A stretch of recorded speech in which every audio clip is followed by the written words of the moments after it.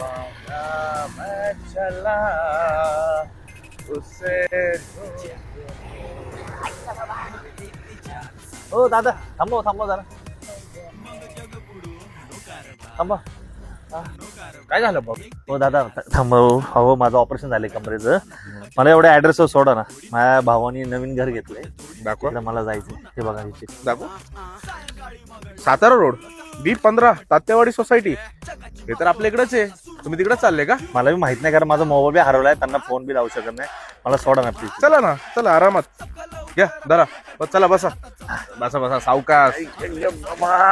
बरं बाबा देवासारखा भेटलं मित्र तू. बसले ना? काय आलं कमरेला तुमच्या? काय ना बाबा ऑपरेशन झालं पडलो.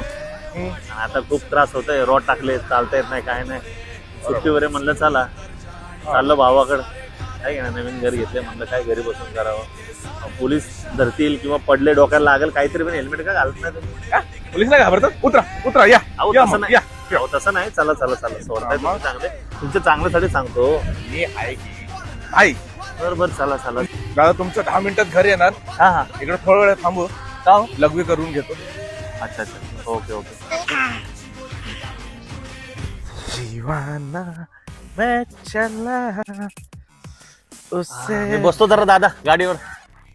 आरामात. आई ग परवा भेटायला एक जण आला आणि मला म्हणाला काऊन तू पुणे पुणे पुणे पुणे पुणे करून राहिला बे हा पुण्यानं जगाले का दिले बे नाही का दिले बे न संत्री दिली न मंत्री दिली न हल्दीराम न बर्फी दिली पुण्यानं जगाले अरे दादा चला गेले उशीर झालाय. काऊन तू तुम्ही काय करताय? करून हा दारू पिताय का काय? अहो काय येडे बिडे झाले काय? ए अरे गपकी माझा बूस्टर घेऊन द्या मला. नाहीतर जा चाललं तिकडून. 10 मिनिटाचा रोड आहे. काय काय मला घेऊन दे. एक पॅक मारतो आणि एक दम मारून. आहा दम मार दम मिट जाए गम. काका या मारा. काय नाही तर उद्या मारायचंच तुम्हाला पण. या 550 पेटा वन वे मधल्या खेटाला शिरो तुळशी बाग रमण बाग सारस बाग जागोजागी कार्यक्रम उत्सवांनी आणली जाग पक्ष गणी सारे चकलवान मोठे मोठे मॉल सिविला हॉल स्वारगेट काका बनू का? मित्रा हे चुकीचं करतोय तू. आजकालच्या मुलांना काय झालं काय माहिती. नवीन पिढींना सिगरेट तंबाखू गोवा दारू पितात. काय झाले काय तुम्हाला? तर तू दारू पितोय ना तर तुला माझी स्टोरी सांगतो. तू ह्याच्यानंतर कधी पिणार नाही. मी चाललो गावाला माझ्या भावाकडं. पण तुला माहित नाही माझ्या जिंदगीत काय झालं. दारूमुळं खूप वाईट परिस्थिती झाली आणि दारूमुळं खूप ॲक्सिडेंट होतं. तुला माहिती आहे दारू पिऊन आपलं डोकं जागेवर राहत नाही. माझे वडील होते खूप दारू प्यायचे. खूप दारू पिऊन पिऊन आईला मारायचे. घरात सर्वांना मारायचे. माझ्या भावाला सर्वांना मारायचे. दारू पिऊन पिऊन पिऊन त्यांचा ॲक्सिडेंट झाला. गाडीवर खूप पिले होते. ॲक्सिडेंट झाला आणि ते मयत पावले. त्यानंतर आई टेन्शनमध्ये. आईचा BP वाढला. आई मेली. म्हणजे घरात कोणच नाही. भाऊ मी राहिलो.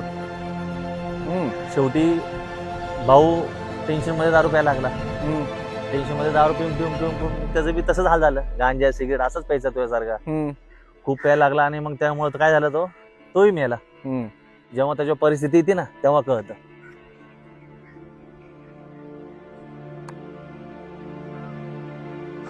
मला एवढ्या ऍड्रेसवर सोडा ना. माझ्या भावानी नवीन घर घेतलंय. दाखवा मला जायचं. चाललं भावाकडं. तुम्ही तर बोलले तुमचं भाऊ मेलाय. घरात कोणच नाही. मग तुम्ही कोणाकडे? दादा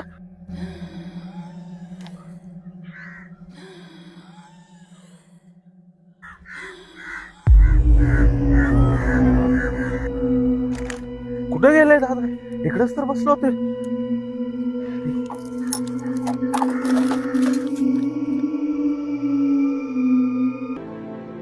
मित्रा नशा दारू सिगरेट हे कधीच नको करू.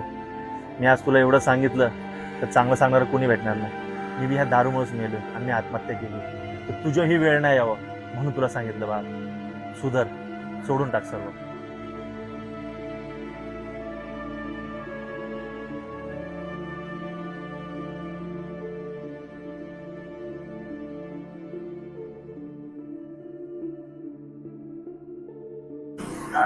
थांबा अरे दादा मला जरा सोड नाही ऍड्रेसवर, ऑपरेशन झालंय कमरेचं.